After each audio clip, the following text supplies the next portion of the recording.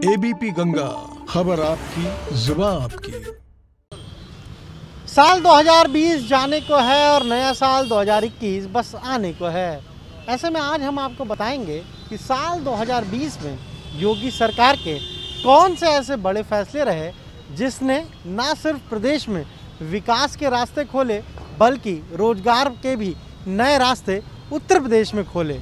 सबसे पहले अगर बात करें तो जब सीए एनआरसी को लेकर लखनऊ समेत कई ज़िलों में प्रदर्शन हुए, प्रदर्शनकारियों ने तोड़फोड़ की, उसके बाद एक बड़ा फैसला मुख्यमंत्री योगी आदित्यनाथ की सरकार ने लिया और वो फैसला था दंगाइयों के पोस्टर को सार्वजनिक जगहों पर लगाने का। ये एक ऐसा फैसला था जिसने ये साफ तौर पर बताया कि दंगाइयों के खिलाफ सरकार की क्या रणनीति है। हालांकि मामला कोर्ट तक गया, लेकिन उसके बाद सरकार ने अपना पक्ष कोर्ट में रखा और यूपी के इस दंगाइयों से निपटने के मॉडल की काफ़ी प्रशंसा हुई। दूसरे राज्यों ने भी इस मॉडल को अख्तियार किया। फिर अगर हम बात करें तो लखनऊ और नोएडा में कानून व्यवस्था को सुधारने के लिए एक बड़ी शुरुआत की गई और वो था कमिश्नरेट सिस्टम। लखनऊ और नोएडा में कमिश्नरी स्थापित की गई, यानी पुलिस का जो पहले का स्ट्रक्चर था उसमें बदलाव करते हुए इन दोनों ही शहरों में कमिश्नरी की व्यवस्था शुरू की गई। दोनों ही जगहों पर एसएसपी की जगह कमिश्नर को जिम्मेदारी सौंपी गई। ये भी कानून व्यवस्था के लिहाज से योगी सरकार का एक बड़ा फैसला था। लेकिन जब मार्च में कोरोना की शुरुआत हुई उसके बाद सरकार ने कई अहम फैसले लिए। जब प्रवासी मजदूर उत्तर प्रदेश लौटने लगे तब खुद मुख्यमंत्री ने इन प्रवासी मजदूरों के उत्तर प्रदेश में रहने और उनके काम और रोजी का इंतज़ाम किया और यूपी में कामगार आयोग की घोषणा की। इतना ही नहीं, 20 लाख से ज़्यादा मजदूरों को रजिस्टर्ड किया गया और ये कहा गया कि उनकी स्किल मैपिंग करके जो जिस स्टेट का होगा उसे उस इंडस्ट्री में भेजा जाएगा, यानी उन्हें यूपी में अपने घर पर ही काम दिया जाएगा। कोरोना काल में सरकार के इस कदम की भी जमकर सराहना हुई। इसके बाद अगर हम बात करें जिस तरीके से अयोध्या में 500 वर्षों बाद जब वो वक्त आया राम मंदिर का जब शिलान्यास हुआ, तब खुद प्रधानमंत्री वहां कार्यक्रम में मौजूद रहे। कोरोना उस वक्त चरम पर था, लेकिन उसके बावजूद जिस तरीके से सरकार ने वहां सारी तैयारियां की, कोविड गाइडलाइन को फॉलो करते हुए सारे कार्यक्रम किए गए। शिलान्यास का कार्यक्रम हुआ, प्रधानमंत्री खुद मौजूद रहे और मुख्यमंत्री मौजूद रहे, बड़े साधु संत भी वहां मौजूद रहे। इसे भी एक अहम फैसले के तौर पर देखा जा रहा है। और ना केवल मंदिर बल्कि अयोध्या का जिस तरीके से डेवलपमेंट सरकार कर रही है वो भी एक ऐसा कदम है जिसे लेकर उत्तर प्रदेश के साथ साथ दूसरे जो राज्य हैं वहाँ के लोग भी अब अयोध्या आने और यहाँ आकर वो अयोध्या के विकास को लेकर काफ़ी चर्चा कर रहे हैं। फिर एक और बड़ा फैसला मुख्यमंत्री योगी आदित्यनाथ की सरकार ने लिया और वो फैसला ये रहा कि नोएडा में सबसे बड़ी फिल्म सिटी बनाई जाए, यानी उत्तर प्रदेश के नोएडा में जो फिल्मकार हैं वो आए, मुंबई से लोग उत्तर प्रदेश आएँ, यहाँ पर फिल्मों का निर्माण हो। और इसके लिए मुख्यमंत्री ने अपने सरकारी आवास पर जो बड़े फिल्मकार हैं उनकी एक बैठक बुलाई, तमाम सारे फिल्म मेकर वहाँ पहुँचे, उन्होंने सुझाव दिए और उसके बाद ये तय किया गया कि वो एक ऐसी फिल्म सिटी होगी जिसका विज़न 2050 का होगा और आधुनिक सुविधाओं से लैस वो हाईटेक फिल्म सिटी होगी। यानी वहाँ केवल कोई एक स्टोरी लेकर जाए और पूरी फिल्म उस फिल्म सिटी से बना कर निकले।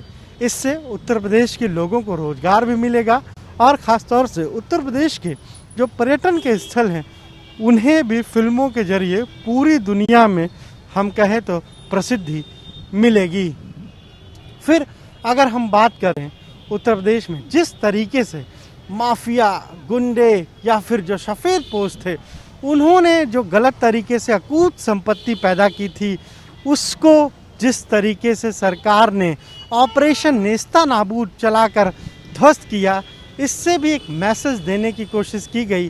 और वो मैसेज ये था कि अगर आपने गलत तरीके से कुछ भी अर्जित किया है तो वो बर्दाश्त नहीं किया जाएगा। गरीब की संपत्ति पर अगर आपने कब्जा किया है, सरकारी संपत्ति पर आपने कब्जा किया है, तो उसका हर्जाना देना होगा। और ये मैसिव ड्राइव जो सरकार ने चलाई ऑपरेशन नेस्ता नाबूद के तहत, उसमें 700 करोड़ से ज़्यादा की जो प्रॉपर्टी थी उसे कुर्क किया गया। और हम कहें तो जो बड़े माफिया थे, मुख्तार अंसारी, अतीक अहमद या फिर तमाम विजय मिश्रा, ऐसे लोग जिनके नाम से पिछली सरकारों में पुलिस प्रशासन के लोग भी कांपते थे, उनके खिलाफ ये ऑपरेशन चलाया गया। और इस ऑपरेशन को पूरे प्रदेश में काफ़ी सफलता भी मिली।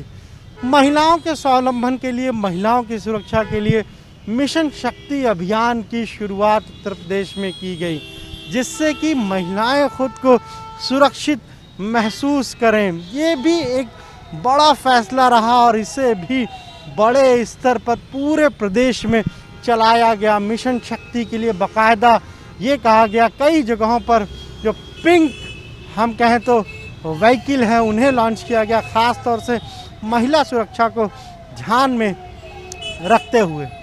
फिर ODOP योजना जो सरकार की एक महत्वाकांक्षी योजना है, उसके तहत भी 20 लाख से ज़्यादा लोगों को रोज़गार दिया गया। MSME सेक्टर में लोगों को रोज़गार दिया गया और उसके लिए एक विशेष कार्य योजना तैयार की गई। सरकार की कोशिश यही है कि 1 डिस्ट्रिक्ट 1 प्रोडक्ट को ऐसा किया जाए कि हर उत्तर प्रदेश के हर ज़िले की जो खासियत है उसकी पहचान पूरी दुनिया में बन सके। इसीलिए ODOP योजना पर भी सरकार का खासा फोकस रहा और उसमें भी तमाम कार्य योजनाएँ जो हैं वो चलाई गई।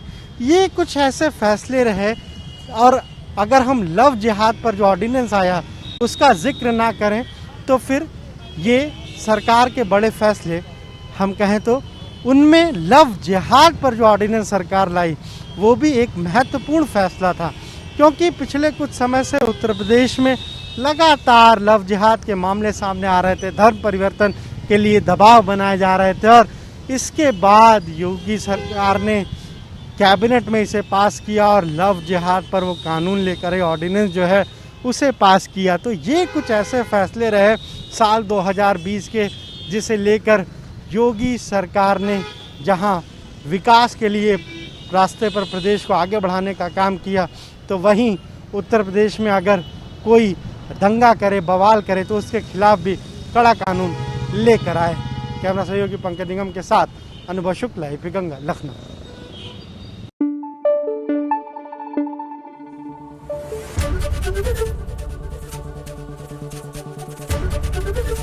ABP गंगा, खबर आपकी, जुबान आपकी।